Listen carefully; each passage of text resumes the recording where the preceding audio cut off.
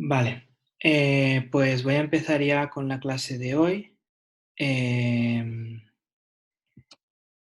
Esta clase sí será grabada, entonces no hay problema. La colgan en YouTube ahora también y estará en Classroom, o sea, no hay problema.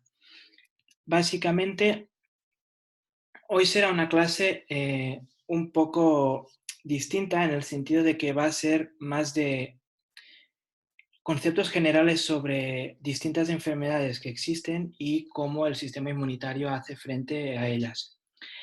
Ya es más cerca de lo que os puede salir a nivel de selectividad, porque normalmente lo que te van a hacer es poner un contexto en el cual normalmente es alguna enfermedad o es alguna situación y en la cual tú tienes que, a partir de todas las herramientas que os hemos dado con Rebeca y yo en las anteriores clases, descifrar un poco pues qué mecanismos se dan, ¿no? De mecanismos de defensa a nivel de si es la inmunidad primaria, perdón, la inmunidad innata, la inmunidad adaptativa, ¿vale? Si es una fase primaria o una fase secundaria. Entonces hoy principalmente hablaré de estas 4 enfermedades, las inmunodeficiencias, hablaremos de las primarias y de las secundarias, de autoinmunidad, de cáncer y finalmente del rechazo en el trasplante de órganos y en las transfusiones sanguíneas. Primero que todo, vamos a empezar con las inmunodeficiencias. Una inmunodeficiencia, como pone aquí, es una incapacidad por parte del sistema inmunitario de producir una respuesta contra los agentes infectivos.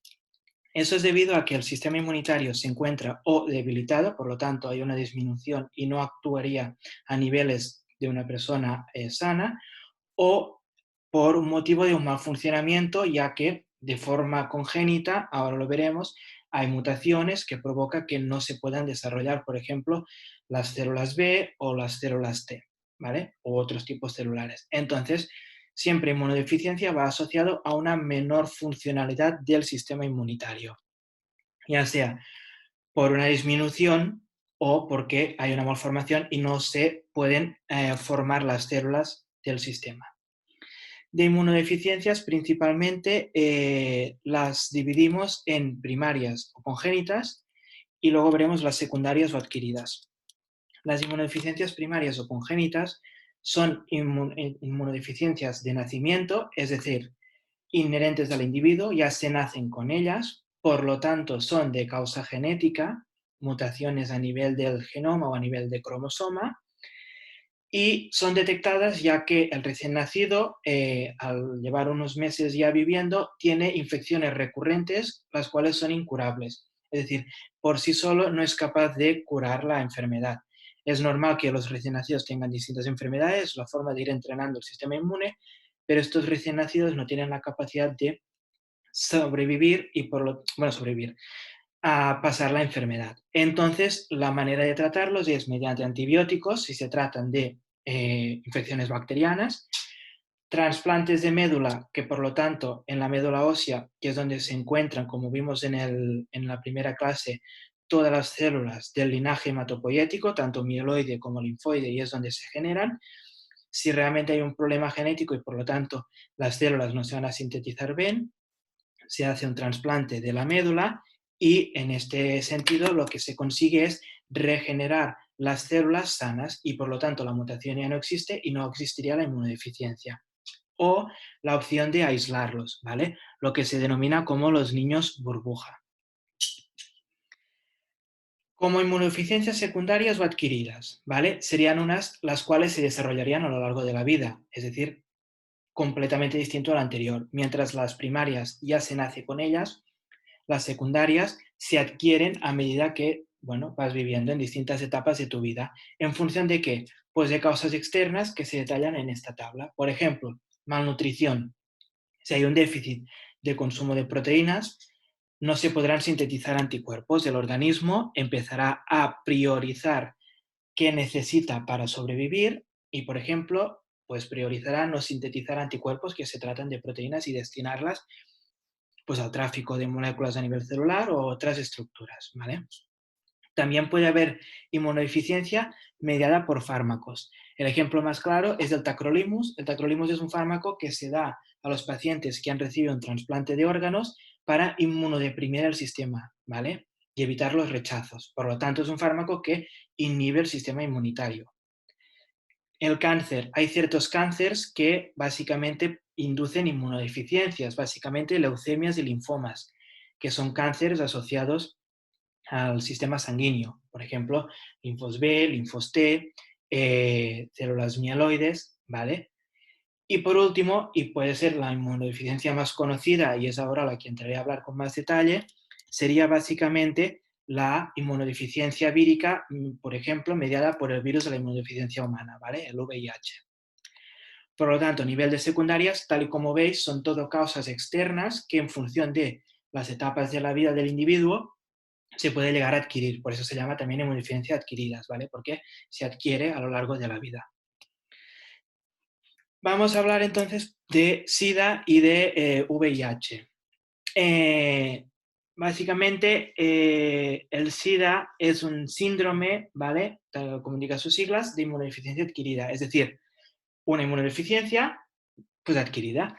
Esa enfermedad se desarrolla debido al virus VIH, el virus de la inmunodeficiencia humana, y es una enfermedad muy infectiva, ¿vale? Se empezó a detectar a mediados de los años 80, que es cuando hubo más la escabechina de muertes por culpa de la enfermedad. Y aquí como datos, bueno, básicamente, pues actualmente se calcula que hay 36,7 millones de personas infectadas en el mundo y las formas de transmisión, pues son las más conocidas, ¿no? A través de las relaciones sexuales, por transfusiones sanguíneas, por intercambio de materiales punzantes como agujas que han sido infectadas, o durante el embarazo, si la madre está infectada, pues puede transferir el virus al feto, ¿vale? Entonces, el virus de la SIDA es un virus formado por ARN monocatenario, es decir, por una sola molécula de ARN. Realmente el virus lleva siempre dos moléculas de ARN, como se ve en la imagen, ¿vale? Él en su interior siempre carga dos moléculas, pero son de monocadena, ¿vale? No es una cadena de RNA doble, sino que son dos cadenas de RNA simple. Entonces, esta sería la estructura a nivel nuclear y entonces este está recubierto por lípidos, una capa lipídica, ¿vale? Como veríamos aquí, y distintas glicoproteínas de superficie que serán las encargadas de permitir integrarse al interior de la célula e infectarla.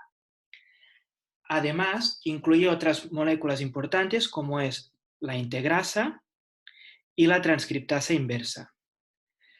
La integrasa es una molécula que servirá para que pueda integrarse, tal y como indica su nombre, el genoma del virus en el genoma de la célula. Y la transcriptasa inversa es una molécula que lo que permite es, tal y como se ve en este esquema, convertir el RNA de cadena sencilla, que es su propio genoma, a ADN de cadena doble, que es nuestro genoma. Entonces, cuando el virus de la SIDA, ¿vale? El VIH, infecta la célula, que ahora veremos qué célula es, integra su material genómico, que es el RNA, en el interior de la célula infectada junto con la integrasa y la transcriptasa, ¿vale? Integra las dos cadenas. Entonces, de las dos cadenas, la transcriptasa solo lee una y la otra se termina degradando por propios mecanismos de nuestro organismo, porque detecta RNA libre por allí y la célula lo destruye. Entonces, este RNA es transcrito a una cadena de ADN, es decir, a medida que va haciendo la complementaria, en lugar de hacer la complementaria de RNA, la hace de DNA. La única diferencia es que en lugar de utilizar uracilos, añade timinas. Es decir, cuando la cadena de RNA sencilla tenga una adenina, una A, aquí se añadirá una timina en lugar de un uracil. Y así se genera un híbrido de ARN, la cadena roja, y de ADN, la cadena azul. En un segundo paso, lo que se hace es, estas dos cadenas se separan y por lo tanto queda una cadena de ADN libre. Y la maquinaria de la propia célula huésped que ha sido infectada, a través de la DNA polimerasa, ¿vale? Reconstituye el ADN completo. Y por lo tanto, a partir de una molécula de RNA, se obtiene una cadena de 2 de ADN, ¿vale? Esto se hace a millones de copias. Y en este punto lo que hace el virus es, a través de la integrasa, coge su fragmento de DNA y lo integra en el DNA de nuestra célula, ¿vale? Lo que hace la integrasa es hacer unos cortes, es unas tijeras, corta nuestro genoma e integra el genoma del virus. De tal forma que las células infectadas tienen el genoma del ser humano más el genoma del virus, ¿vale? ¿Cuáles son estas células infectadas? Son los linfocitos T cooperadores, ¿vale? Por eso, en este caso, es una inmunodeficiencia, porque lo que está haciendo es atacar el sistema inmunitario. Entonces, los linfocitos T cooperadores reciben el virus, ¿vale? A través de distintos receptores, integran el material que he contado antes y finalmente lo acaban integrando como DNA en el genoma de los linfocitos CD4. Entonces, esos linfocitos CD4 lo que hacen es ir dividiéndose y por lo tanto de una forma indirecta están haciendo nuevas copias del virus, porque al dividirse el linfocito copia todo el genoma, que sería todo el genoma humano más el del virus, ¿vale? Y llegará un punto en que el virus, no se sabe aún a día de hoy por qué, se activa y lo que hace es pasar a ciclo lítico, ¿vale? Como pone aquí, que significa paralizo la actividad de los linfocitos CD4 y los pongo solo a trabajar a crear más virus. Esto lo que me está provocando es que todas mis defensas, como están infectadas porque tienen copias del virus, dejan de hacer su función, me quedo sin linfocitos T cooperadores y empiezo solo a fabricar virus. ¿De acuerdo? Entonces, esta es una gráfica muy típica que siempre se ponen en las clases de la carrera y no sé si os podría entrar o no, pero es muy fácil de interpretar. En el eje de las X básicamente tenemos una línea del tiempo. Aquí habría semanas y aquí habría años. Y en los ejes de las Y, de la izquierda en el azul, tenemos el número de linfocitos T cooperadores.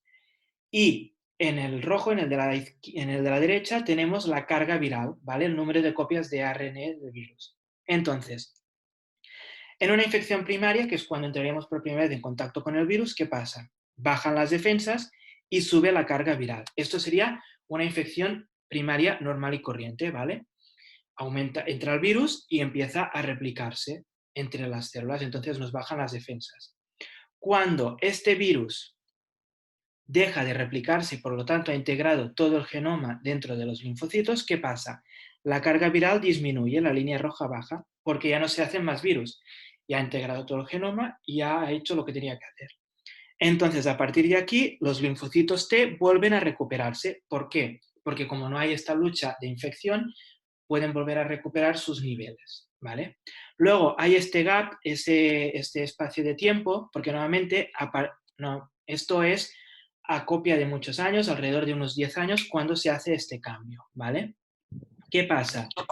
El virus empieza a crear nuevas copias y a su tiempo, claro, los linfocitos T cooperadores, que son los que tienen las copias, como se les paraliza su vida, empieza a descender su población. Y por lo tanto, empezamos a ver ya una situación de enfermedad en la cual no tenemos defensas y realmente la gente que tiene SIDA termina muriendo de otras enfermedades, ¿vale? Porque entran bacterias o virus oportunistas que se aprovechan y como no hay sistema inmune, colonizan. Por ejemplo, mucha gente que tiene SIDA realmente no mueres de SIDA, sino que puedes morir de una neumonía o de un resfriado o de la gripe, ¿vale? Porque realmente estos patógenos invaden el organismo y como no tienes defensas porque se han muerto, el individuo no es capaz de sobrevivir, ¿vale? Es una enfermedad, por lo tanto, que hay un periodo de latencia muy grande, no se sabe bien a día de hoy por qué realmente hace esto, se creería que podría ser una forma de reproducirse de forma de incógnito, ¿vale? Porque es la propia célula T quien hace el trabajo de reproducirse, ¿vale?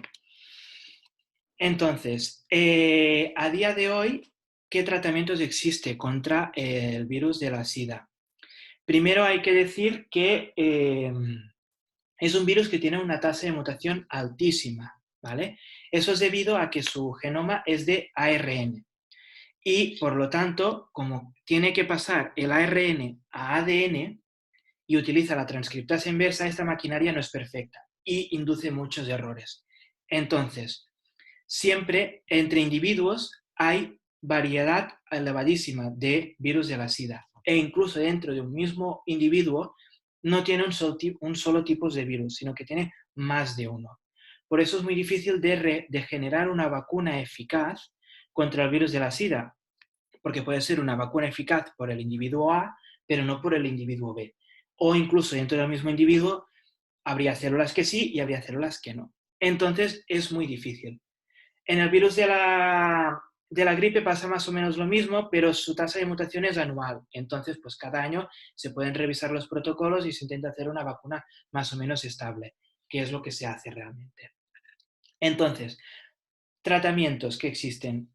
Básicamente, uso de retrovirales para evitar que el virus pueda activarse, ¿vale? Cuando tiene el genoma integrado en el linfocito T. Otro tipo de retroviral, evitar que el virus pueda integrarse a nuevas células. O otro tipo de retroviral sería básicamente destruir las retrotranscriptasas, ¿vale? Son fármacos que lo que hacen, por lo tanto, es inhibir que el virus pueda desarrollarse. Pero es muy importante tener en cuenta esto. Es una enfermedad, ¿vale? Que el tratamiento lo que hace es mantenerla crónica, no la cura. Es decir, si una persona deja de tomar la medicación, volverá a subirle la carga viral y volverá a encontrarse con los síntomas, ¿vale? Por lo tanto, es una enfermedad de por vida. Existen 2 casos en el mundo que se han llegado a curar de SIDA, ¿vale? Que son el que se denomina el paciente Berlín y el paciente Londres. El paciente Berlín es un paciente que hace tiempo que se curó, y en el caso del paciente Londres es un paciente que ya hace, el paciente Londres hace menos tiempo que se curó, mientras que el paciente de Berlín ya hace más tiempo. ¿En qué consiste? Básicamente se hizo a estos pacientes un trasplante de médula, ¿vale? Se les hizo un trasplante de médula en la cual el donante tenía una característica específica, y es que los linfocitos T cooperadores tenían una mutación.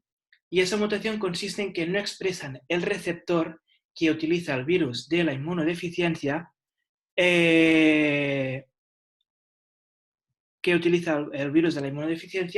para curarse, ¿vale? Entonces, para curarse. En un momento es que me ha salido la alerta de que en 10 minutos va a terminar. He colgado en el chat para que podáis continuar viendo el meeting, ¿vale? Entonces voy a repetir esto porque estaba con esto y me he liado un poco.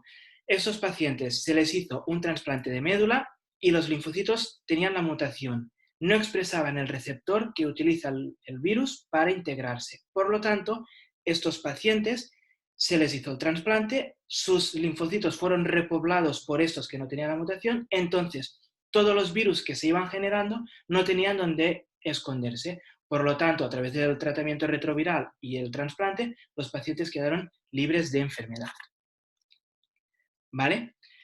Hasta aquí sería el caso de la inmunodeficiencia. Por lo tanto, la inmunodeficiencia es el mecanismo por el cual hay un déficit del sistema inmunitario. En el caso de la autoinmunidad, que sería donde ahora iríamos a ver, es todo lo contrario. Hay un exceso del sistema inmunitario, ¿vale? Y este exceso lo que provoca es que no sea capaz de distinguir lo propio de lo que no es propio. Entonces, lo que hace el sistema es atacar nuestro propio organismo, ¿vale? Esto se da cuando los linfocitos T maduran en el timo. Allí pasan un periodo de supervisión. En este periodo de supervisión lo que hacen es controlar si son autotolerantes, es decir, les enseñan a los linfocitos, mira, esto que ves es de nuestro organismo, por lo tanto, cuando lo detectes, no lo tienes que atacar. Si un individuo sano funciona el sistema, se genera esta autotolerancia y por lo tanto los linfocitos solo atacarán lo que es extraño. Pero en el caso de la gente que presenta enfermedades autoinmunes, esta tolerancia no existe y por lo tanto el sistema inmunitario, como pone aquí, crea autoanticuerpos, por lo tanto anticuerpos capaces de reaccionar contra tejidos propios y por lo tanto genera una lesión y hace pues daño en estos tejidos y en estos órganos. Las causas a día de hoy de por qué el sistema inmunitario se descontrola en este sentido y empieza a atacar tejidos propios no están muy claras, pero básicamente se basarían en estos 4 factores. Primero, que en el timo los linfocitos T que adquieren la tolerancia pasan un control. Entonces, si alguien es un linfocito T que es capaz de reaccionar contra algo propio, se le induce a la muerte, ¿vale? A apoptosis directamente. Se cree que en el caso de la autoinmunidad, algún linfocito de estos que tendría que morir se escapa y sale a circulación. Y es entonces cuando se provoca esto, porque claro, un linfocito que reacciona contra el propio organismo sale y lo que hace es indicar, me voy a matar células del propio organismo, cosa que no debería pasar. Otra situación son las reacciones cruzadas. Las reacciones cruzadas se dan cuando el patógeno presenta unos antígenos que también se encuentran en nuestro organismo. ¿Vale? Entonces, ¿qué puede pasar? Que si el sistema inmunitario genera una respuesta contra este patógeno, como las respuestas contra unas moléculas que nuestro organismo también las tiene, este sistema no será capaz de distinguir si lo que está reconociendo ahora es el patógeno o es nuestro organismo. Por lo tanto, lo atacará. Un ejemplo muy claro es en el caso del meningococo B, ¿vale? Que es el causante de la meningitis, entre otros, ¿vale? Uno de los causantes de la meningitis. El meningococo B utiliza una glicoproteína que es idéntica a las que tienen nuestras miocárdios, ¿vale? Nuestras células del corazón. Entonces, por eso no existe vacuna contra el meningococo B, porque si realmente se sintetiza una vacuna contra el meningococo B, el sistema inmunitario será capaz de detectar esta molécula y cuando detecte en el corazón que hay estas moléculas, destruirá el corazón, ¿vale? Y esto sería un ejemplo de reacción cruzada. Errores en MLHC. Por ejemplo, que en el MHC pues, no esté del todo bien sintetizado, se presente algún péptido que se detecte como raro y el sistema inmune ataque a la célula, en la cual ella no está nunca infectada. O, como siempre, factores genéticos, ¿vale? Problemas a nivel de expresión del TCR, ¿vale? Que es el receptor del linfocito T, y que es capaz de reconocer cualquier cosa. Y por lo tanto, induce esta autoinmunidad. Por lo tanto, esta autoinmunidad es esto, ¿no? Un exceso del sistema inmunitario y que como consecuencia pues va a provocar enfermedades como las que tenéis en estas tablas. El lupus, ¿vale? Que ataca a nivel de piel, riñones, vasos sanguíneos, articulaciones. La artritis, la diabetes de tipo 1, que se ataca a los islotes beta del páncreas y por lo tanto estos que son los productores de insulina, al ser machacados ya no puede producir más insulina al individuo. La esclerosis múltiple, que esto es un ataque a nivel del tejido cerebral y de la médula espinal, por lo tanto hay problemas a nivel de motricidad, ¿sí? De capacidad de las neuronas de transmitir señal. La anemia hemolítica, que consiste en que se destruyen los glóbulos rojos y por lo tanto hay anemia por falta de hierro y de estructuras que transporten el oxígeno. O la síndrome de Sjögren, que es un síndrome que básicamente afecta a las glándulas salivales y lacrimales y que son incapaces de sintetizar pues, el mucus, ¿no? La saliva o la lágrima. Como tratamientos delante de esta enfermedad, pues básicamente antiinflamatorios, porque es una enfermedad que induce inflamación, e inmunosupresores, ¿vale? Para poder relajar el sistema inmunitario. Vale. Otra enfermedad, el cáncer. El cáncer, pues bueno, ya supongo que todos lo conocéis, es un crecimiento masivo y descontrolado de células de un órgano, ¿vale? De nuestro cuerpo y por lo tanto lo que hace es que pues se descontrole ese órgano, ese tejido y exceda el número de células que tendría que haber realmente. Por lo tanto, realmente existen tantos tipos de cánceres como tejidos u órganos hay en nuestro organismo, a excepción de ciertos órganos, ¿vale? Que no pueden desarrollar cáncer. Entonces, el cáncer se da básicamente ¿por qué?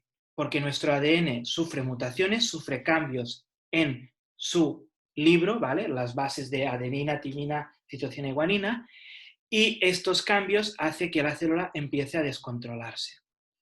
Estos cambios son causados por distintos agentes. Agentes químicos, como puede ser el tabaco, ¿vale? O agentes químicos como pueden ser el benceno o sustancias cancerígenas, agentes físicos como son las radiaciones solares, el ultravioleta y las radiografías, rayos X, o agentes biológicos, ¿vale? Hay virus o bacterias que inducen cáncer.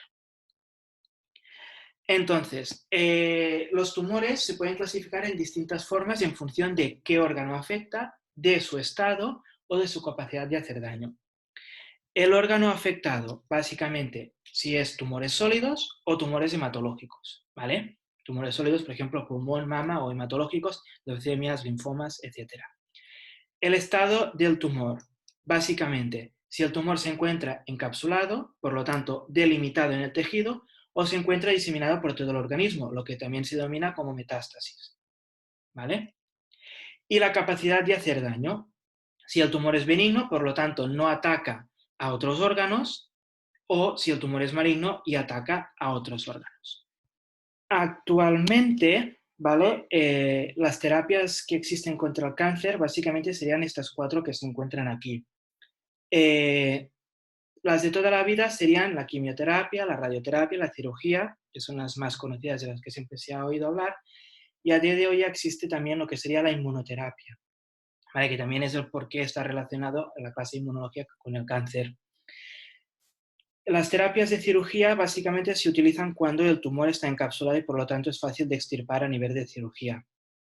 Radioterapia también es útil a nivel de si el cáncer se encuentra focalizado en alguna zona específica. Mientras que quimioterapia es un fármaco que se distribuye por todo el organismo y por lo tanto iría más bien a nivel de cánceres que serían de tipo diseminado, ¿vale? Como metástasis en estos otros casos. La inmunoterapia, la ventaja que presentaría es básicamente que, primero, no hace falta introducir ningún agente tóxico de fuera, ya sea un fármaco de quimio o radiación de la radio, sino que consistiría a introducir un fármaco que reestimule el sistema inmunitario, ¿vale? Porque realmente nuestro sistema inmunitario ya es capaz de combatir el cáncer. Pero el cáncer aún es más inteligente que el sistema inmunitario y lo que hace es inhibirlo, ¿vale? Inhibe, adormece el sistema inmune para que así no lo ataque y el cáncer pueda actuar a sus anchas. Entonces, en este caso, consistiría en introducir un fármaco que lo que haría es reactivar el sistema inmunitario y por lo tanto que éste pudiera ir a destruir ¿vale? Las células. Concretamente, ¿por qué adormece al sistema inmunitario? Básicamente porque si adormece a los linfocitos T cooperadores, estos evitarán que activen los linfocitos B. Y los linfocitos B son los capaces de sintetizar anticuerpos contra antígenos. Entonces, como las células tumorales presentan unos antígenos distintos a las células no tumorales, ¿vale? Que son los que se denominan cánceres, o sea, antígenos del cáncer, ¿qué pasaría? Que los linfocitos B sintetizarán anticuerpos específicos contra estas células y por lo tanto el sistema inmunitario lo podría destruir. Por lo tanto, inhibición de linfocitos T cooperadores y linfocitos B para evitar la respuesta que veíamos del eje del otro día de linfocito B captaría antígeno, actuaría como célula presentadora de antígenos, activaría el linfocito cooperador y este linfocito T cooperador lo que haría sería promover la síntesis de anticuerpos específicas contra aquel antígeno. Y por otro lado, también lo que hace es inhibir a los linfocitos T citotóxicos o las células natural killer, que son las que tenían la capacidad citotóxica, iban escaneando y cuando la célula presentaba en su MHC una molécula que no era propia, la destruía. Como realmente las células tumorales también presentarán moléculas que no son propias porque expresarán unas proteínas de las denominados oncogenes que de forma natural nuestras células no expresan, serían proteínas raras y por lo tanto estas células citotóxicas y natural killer detectarían que algo raro se presenta en el MHC clase 1 y por lo tanto también podrían destruir las células cancerosas. Por eso, lo que hace el cáncer es inhibir todo este sistema inmunitario para así que esté en paz y tranquila. Entonces, existen distintas moléculas, ¿vale? Que lo que hacen es reactivar todo este sistema. Y esto pues valió el Premio Nobel de Medicina del año 2018 a sus descubridores, ¿vale? A un investigador japonés y a un investigador americano, y básicamente fue donde empezó ya la revolución y a día de hoy pues toda la investigación o casi toda la investigación está centrada, ¿no?, en el sistema inmunitario y cómo a través de la inmunoterapia intentar siempre y teniendo en cuenta que esto no es exclusivo, siempre haciendo mezclas con otros tipos de terapias, pero las terapias tradicionales que hemos visto antes de quimioterapia, radioterapia y cirugía, se les incorpore esta capacidad de la inmunoterapia. ¿Vale?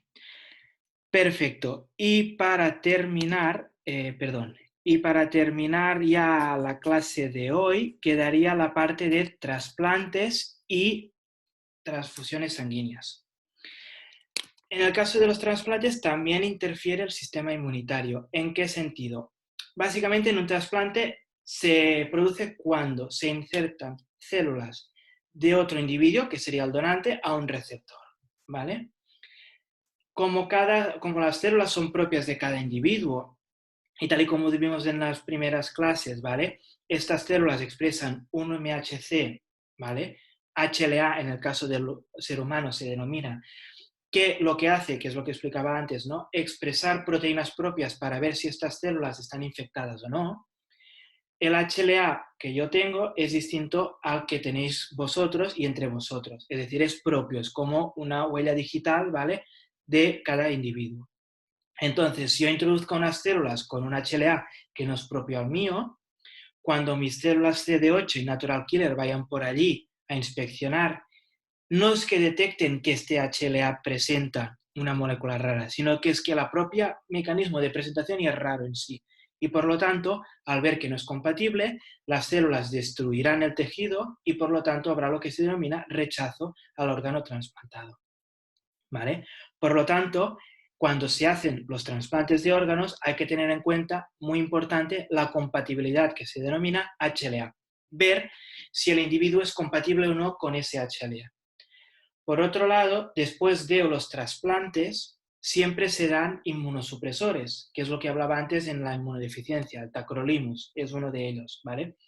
Es un fármaco que lo que hace es disminuir el sistema inmunitario, porque si atontas un poco el sistema inmunitario, este rechazo al detectar HLAs no propios no será tan fuerte, ¿vale? Eso podría ser una ventaja, pero como todo, no solo es positivo, también hay desventajas. ¿Cuál es la desventaja? La que pone aquí. Es una de las causas de infecciones después de los trasplantes. Si pongo a bajas defensas el sistema inmune, todas las infecciones podrán entrar y no habrá quien las ature, ¿vale? Quien las pare. Entonces, esto es un problema. Entonces hay que tener siempre en cuenta cuál es el mejor beneficio y cuál es la causa a la que nos podemos encontrar. Por ese motivo, básicamente, cuando se hacen trasplantes de órganos, pues se hacen distintos ensayos de laboratorio para determinar cuál es el donante más específico. Delante de esta situación, por lo tanto, existen 4 tipos de trasplantes. El primer trasplante sería el autotrasplante, que consistiría en que células del propio paciente son trasplantadas a él mismo. Este es el trasplante mejor de todos, porque rechazo ninguno, porque el HLA será el propio. Por lo tanto, no hay problema. Lo único que hay pocos casos de estos tipos de trasplante. Por ejemplo, trasplante de piel, cuando ha habido algún accidente, trasplante de vasos sanguíneos, ¿no? Por ejemplo, pues si hay gente que padece de enfermedades coronarias, o trasplante de células sanguíneas, nuevamente en ciertos cánceres hematológicos, como leucemias o linfomas, se puede llegar a hacer.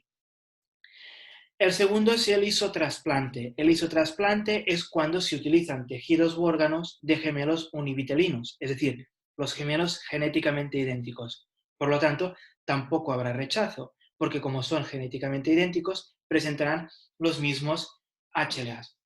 Pero este tipo de trasplante no lo puede recibir todo el mundo, solo aquellos afortunados que tengan gemelos, o sea, que sean gemelos univitelinos, ¿vale? El tercer, que es el trasplante más común, es el alotrasplante. El alotrasplante básicamente se utiliza cuando realmente no hay compatibilidad HLA, es decir, no cuadran del todo los sistemas, pero lo que se intenta es buscar la mayor afinidad posible. Por eso normalmente siempre se empieza por familiares cercanos, padres, hijos, primos, tíos, y si no se encuentra nadie en la familia, ya se va a personas que no son conocidas, y por eso existen pues bancos de donantes de órganos y de células sanguíneas, ¿vale? Para hacer esto. Es muy importante, hay que tener en cuenta que tiene que haber compatibilidad HLA, por lo tanto, de ese receptor, pero también compatibilidad del grupo sanguíneo, porque ahora que veremos las transfusiones, si son grupos sanguíneos no compatibles, no solo se trasplantan los organismos, o sea, las células, también se trasplantan células del sistema sanguíneo, ¿vale? Entonces, lo que pasaría es que se atacarían a los glóbulos rojos, por ejemplo, y se daría una anemia en el individuo. Y el cuarto y último tipo de trasplante es el xenotrasplante. El xenotrasplante es cuando se utilizan especies no humanas. Por ejemplo, se hace el trasplante, se cogen órganos o tejidos de cerdo o de vaca. Por ejemplo, se utilizan mucho cartílagos, ¿vale? O válvulas pulmonares o válvulas cardíacas para hacer estos tipos de trasplantes. Vale, y para terminar, las transfusiones. Las transfusiones son muy importantes, básicamente porque delante de cualquier accidente o de cualquier operación, normalmente los pacientes necesitan sangre. Entonces, hay que tener en cuenta los grupos sanguíneos de estos individuos, porque si no puede provocar la muerte de este, ya que si tú introduces, por ejemplo, tú eres del grupo sanguíneo 0 y te introducen sangre del grupo sanguíneo A, ¿qué pasará? Que tu sistema inmunitario, como no es capaz, porque tal y como he dicho antes, se entrena a reconocer lo propio y lo no propio, como el grupo sanguíneo A es no propio, lo atacará y por lo tanto ese individuo puede provocarle una anemia e induirle en la muerte. ¿Vale? ¿Cómo se hace todo esto? Básicamente los eritrocitos, que son unas células que no presentan núcleo, ¿vale? Ya que en su interior tienen un grupo prostético que lleva el ion hierro y allí es donde se engancha el oxígeno. Su función es esta, ¿no? Transportar el oxígeno a través de los tejidos y las células de nuestro organismo. Presentan una serie de moléculas, ¿vale? En su superficie que no tienen ninguna función con el transporte del oxígeno, sino que su función es esta, ¿no? Ser caracterizados. Entonces, a día de hoy existen 36 sistemas de grupos sanguíneos, cada uno relacionado con el tipo de glicoproteína que la identifica con su código de barras, ¿vale? Los dos sistemas más comunes y más universales utilizados son el sistema ABO y el sistema RH, ¿vale? El sistema ABO, esto sonará más de genética mendeliana y de los problemas de genética, tiene tres antígenos, ¿vale? El IA, el IB y el I. La combinación de estos tres antígenos entre ellos genera los 4 grupos sanguíneos conocidos, grupo A, grupo B, grupo AB y grupo CO, debido a que el antígeno IA e IB tienen codominancia, es decir, que cuando se encuentran se expresan los dos a la vez. Y ambos, IA e IB, dominan sobre I. ¿Vale? Por eso, por ejemplo, gente del grupo A o del grupo B pueden ser que sean AA o A0, o BB o B0. ¿Vale? Entonces, delante de esto, por ejemplo, aquí verías un ejemplo, ¿no? Una persona del grupo sanguíneo B, en su eritrocito, ¿qué expresa? ¿Qué glicoproteínas expresa? Pues expresa el antígeno B, ¿vale? Por lo tanto, como expresa el antígeno B, su sistema inmunitario está entrenado para reconocer el antígeno B, pero no para reconocer el antígeno A. Por lo tanto, esta persona presenta anticuerpos anti-A. Significa que si recibe sangre que tiene antígenos A, va a ser destruida. ¿Vale? Por este motivo, tal y como se ve aquí, grupo 0 es el donante universal, porque como no expresa ningún antígeno, no pasará nada. Cualquier persona que sea transfundido con un grupo 0 no tendrá problemas.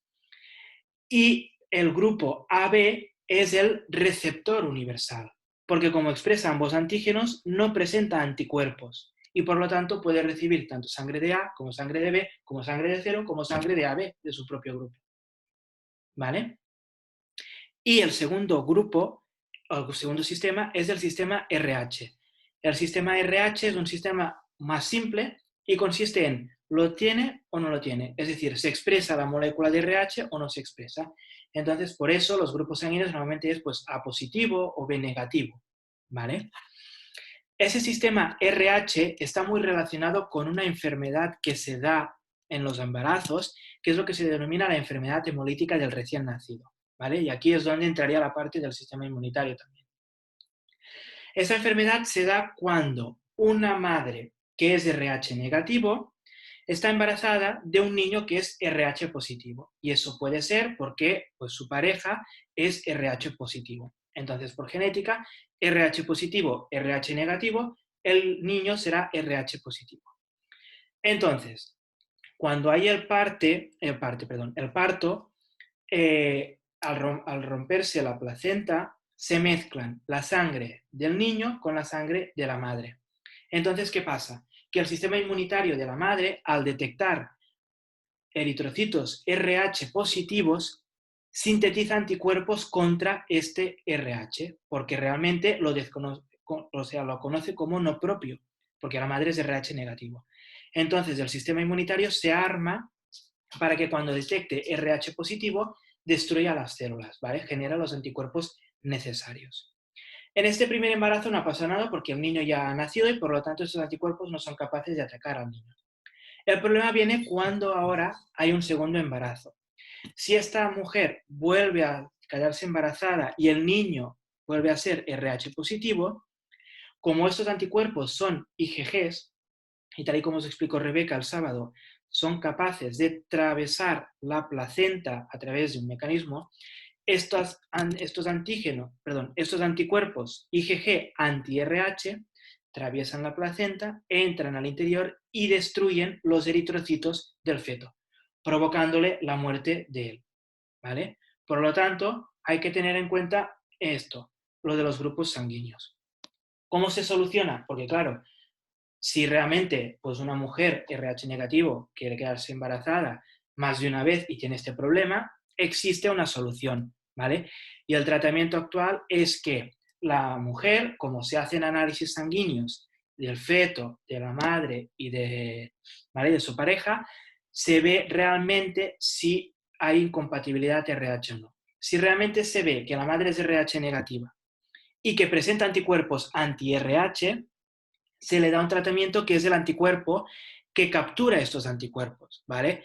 Y es esta inmunoglobulina IgG anti-D, ¿vale? Se denomina anti-D porque realmente el RH se le denomina D, es una proteína que se le denomina D. Entonces, este anticuerpo lo que hace es capturar el anticuerpo que es capaz de atacar a las células del feto y así de esta forma se evita que puede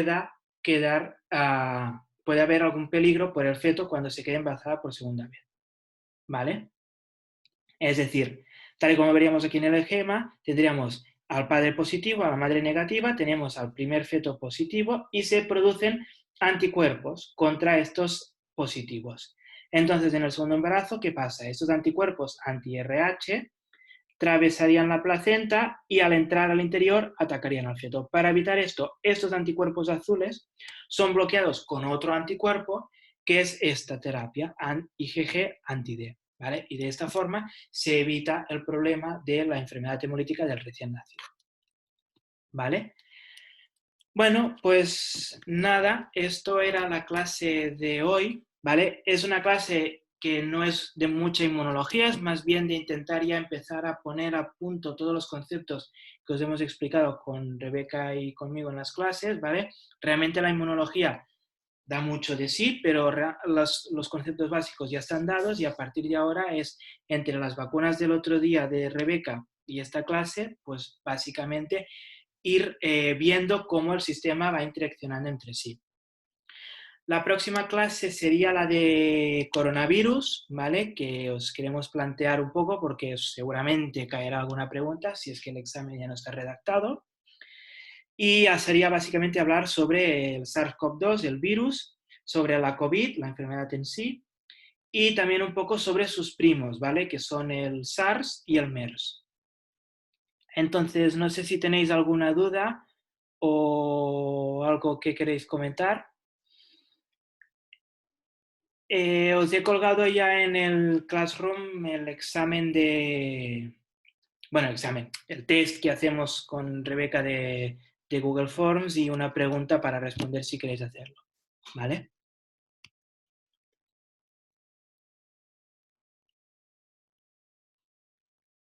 Vale, pues si no hay preguntas, gracias a vosotros y nada, nos vemos ya en una clase más y supongo que ya luego ya empezaríamos con ejercicios de selectividad, ¿vale? Pues nada. Sí, para ver la clase anterior o puedes buscarla en Classroom, ¿vale? Sería el tema de inmunología 4, o si no, también están colgadas en YouTube, ¿vale? Y sería una clase en este caso de Rebeca, no, no sería mía, ¿vale?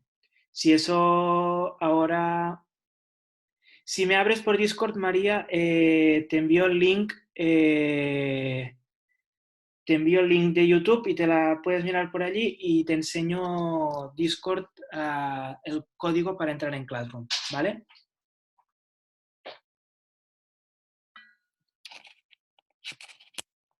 Pues nada, lo dejamos aquí, ¿vale? Muchas gracias por todo. Que vaya muy bien.